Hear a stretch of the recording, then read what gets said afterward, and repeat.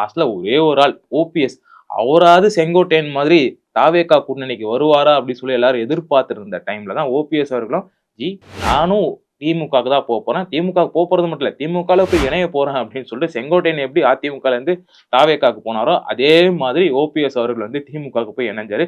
So கிட்டத்தட்ட தாவேகாக்கு இருக்கிற எல்லா கேட்ஸுமே க்ளோஸ் ஆச்சு. இருந்தாலும் அப்பப்ப அரசல் புரசலா காங்கிரஸ் வந்து தாவேகாவோட கூட்டணி போகுது. ராகுல் காந்தி போன்ல பேசிட்டாரு. விஜய் அவர்கள் வந்து கூட்டணி போறாரு. ஜனநாயகனுக்கு வந்து ஆதரவு தெரிவிச்சிருக்காரு. அதனாலே ராகுல் காந்தி கண்டிப்பா தாவேகா கூட்டணிக்கு போவார் சொல்லிட்டு நிறைய பேர் அவங்க கருத்துக்களை தெரிவிச்சிருந்தாங்க. அதுக்கேத்த மாதிரி தான் கடந்த ஒரு 3 வாரமாவே திமுக காங்கிரஸ் கூட்டணின்றது ஒரு இழுபறியா போயிட்டு இருந்துச்சு. தமிழ்நாட்டுல இருக்க நிறைய காங்கிரஸ் தலைவர்கள் ஒரு சில பேர் பாத்தீங்கன்னா தாவேகாவோட கூட்டணி போகணும்னு சொல்லிட்டு நேரடியாவே அவங்களுக்கு கருத்துக்களை தெரிவிச்சிருந்தாலும் காங்கிரஸ் தலைவரான செல்வ பெருந்தகை வந்து இல்ல எங்களோட கூட்டணின்றது திமுக கூட மட்டும் தான், நாங்க வேற யாரு கூடயும் போலாதுன்னா அவரோட தனிப்பட்ட கருத்து சொல்லிட்டு அது வந்து ஒரு ஆஃப் ஸ்டேட்மெண்ட் கொடுத்திருந்தாரு.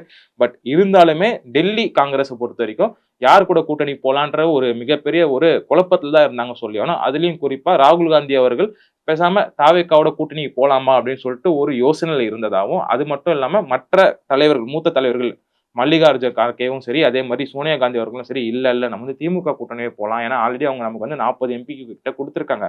சோ அத நம்ம இழக்க முடியாது. சோ அதனால நம்ம வந்து திமுக கூட்டணியோட போலாம்னு சொல்லிட்டு இந்த மாதிரி ஒரு குழப்பத்திலே தான் காங்கிரஸ் கட்சியினர் வந்து இருந்திருந்தாங்க. அது எல்லாத்துக்கும் முற்றுப்புள்ளி வைக்கிற விதமா நேத்து நைட்டு வந்து காங்கிரஸ் கட்சி திமுகவோட கூட்டணி ஒப்பந்தம் கையெழுத்திட்டு இருக்காங்க. முதல்ல திமுக சார்பா கொடுத்த கவுண்ட்ன்றது 25 தான் இருந்துச்சு. பட் இருந்தாலும் காங்கிரஸ் கட்சி வந்து ஆட்சி அதிகாரத்துல பங்கு கேட்டதுனால திமுக வந்து ரொம்ப கடுப்புல தான் சுத்தி இருந்தாங்க. உனக்கு ஆட்சி அதிகாரத்துல பங்கு வேணா நீ எனக்கு கூட்டணியிலே வர தேவையில்ல, நீங்க கண்டிப்பா வெளியே போலாம் அப்படின்னு சொல்லிட்டு திமுக வெளிப்படையாவே சொன்னதா சில கருத்துக்கள் இருக்கு. அதை தொடர்ந்து ரொம்ப இழுபறிக்கு மத்தியில காங்கிரஸ் கூட்டணி நேத்து வந்து கிட்டத்தட்ட கையெழுத்து போட்டாங்க திமுகவோட. சோ அந்த வகையில நீங்க வந்து 25 குடுக்குறோம்னு சொல்லியிருந்தோம் நாங்க. சோ நீங்க ரொம்ப கஷ்டப்பட்டு கேட்டதுனால 25 இருந்து எக்ஸ்ட்ரா ஒரு 3 சீட் தரோம் 28. அது மட்டும் இல்லாம ஒரு ராஜ்யசபா எம்பியும் நாங்க சேர்த்து தரோம்னு சொல்லிட்டு இந்த ஒரு கூட்டணி கையெழுத்து வந்து இப்போதைக்கு கடைசியா முடிவாயிருக்கு. சோ காங்கிரஸாவது வருவாங்க சொல்லி நிறைய பேர் எதிர்பார்த்து காத்திருந்தாங்க தாவேகாக்கு.